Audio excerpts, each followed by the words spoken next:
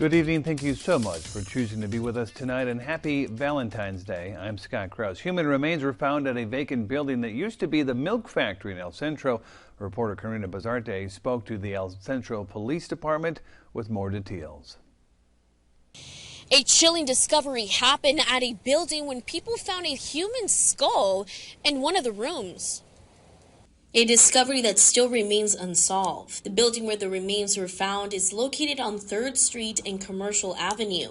The Central Police Department says they got the call last Thursday. They led me into a room of that building, and it's like an outshed to the main building at the milk factory, and there was skeletal remains laying on, it looked like maybe some cardboard boxes. Sergeant Fisher says gardeners were working on the back of the building when they made the discovery. And they went into the building to clean out stuff out of the building, and they realized there was a skeletal remains. They didn't know if it was real or not until one of the other guys from next door came over and said, no, that looks human, that looks real. So that's when they called the police department.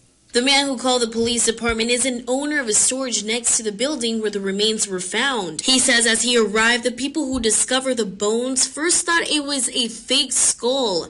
As they tossed it back and forth, that is when they found out it was real after all. It smelled a little bit, but it had just all bones.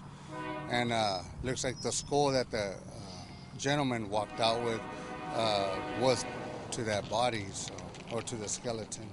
The building where the remains were found caught on fire about 2 years ago. Police are still looking into this as part of the investigation. We reached out to the Imperial County coroner and had no comment at the moment as they are still investigating this case. Reporting from El Centro, I'm Karina Bazarte.